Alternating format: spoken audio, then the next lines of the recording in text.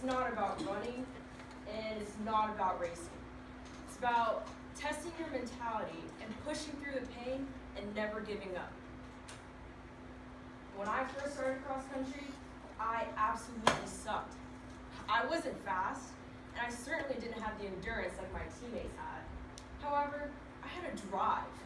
I was self-driven and determined to never give up and always finish strong. Roger Bannister, the first person ever to run a sub-4 minute mile, once said, "The man who can drive himself further once the effort gets painful will win." Cross country has taught me a lot about running and mentality of the sport. And more importantly, it's taught me life lessons on how to be resilient, mentally tough, and ambitious.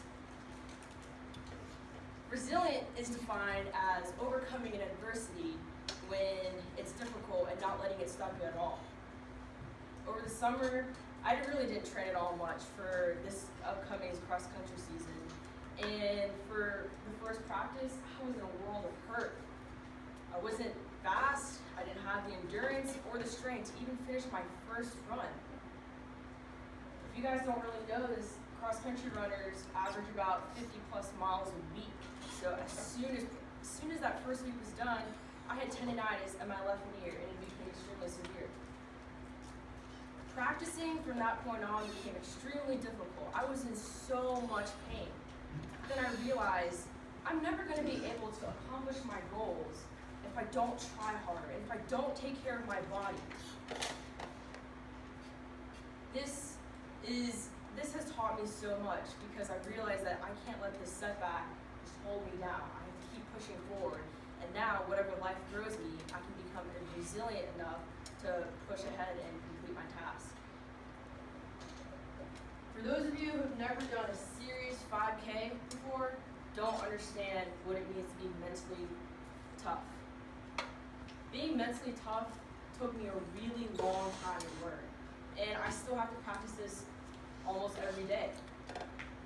When I'm doing a 5K, and when I hit about the second mile, I hit a wall. Hitting a wall for me means that I feel the lactic acid burn in the back of my legs. I feel my lungs on fire as I struggle to maintain a steady breath. And I feel the cramps in my stomach become more sharp as I elongate my stride. Now, at this moment, you have two decisions. You can either stop the race and just take a breath so the pain will go away, or you fight through the pain and you finish the race like a true warrior. And if you choose to fight through the pain and finish the race, you're just proving yourself mentally tough. This quality has gotten me through difficult situations in everyday life because I know that if I can do it and push past it, then I'm just one step becoming a stronger person, and I can apply this situation to everyday life. So at the start of every cross-country season, I make it a point to write down my 5K goal. This year, my 5K goal was to break my season PR last year. Running, for most of you guys, isn't easy, but doing my coach's crazy 10-mile workouts makes me dread practice almost every single day. Now, at the start of the season, with my tendonitis becoming more and more difficult, I thought to myself, there's no way I'm going to be able to break my season PR. I'm not even close to where I was last year. So it wasn't until halfway through my cross-country season that I realized, oh my goodness, I need to stop goofing off. What am I doing? I have 4 weeks left of cross-country season. Then what? I have track, and cross-country is so important to me. So from that point on, I decided I need to give 110% to my workouts and take care of my body every day, or I'm not going to receive the results I want. From that moment forward, I pushed myself in order to come close to even achieving my goal. And it wasn't until last Friday I was able to break my season PR. Not only that, but have a 30-second PR this season. And you guys who heard the story before, I threw up at the finish line. I really didn't even care because I thought it was the happiest moment of my life.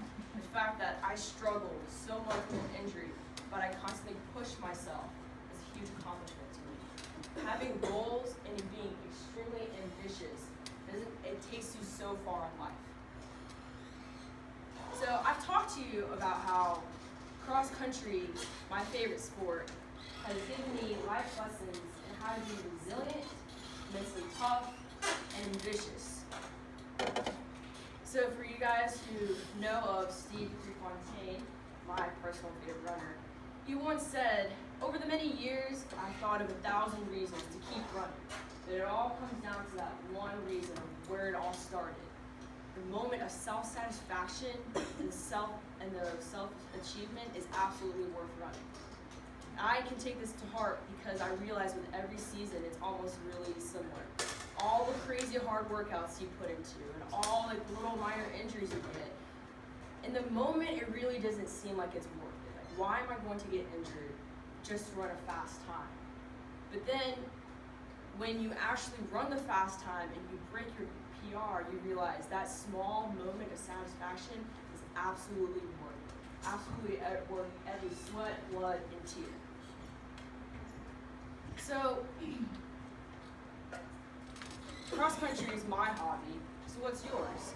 What life lessons can you take away from your hobby? Are you more goal-oriented now? Are you passionate? It doesn't really matter what your hobby is, as long as you can take away any life lesson from it and apply it to your everyday life.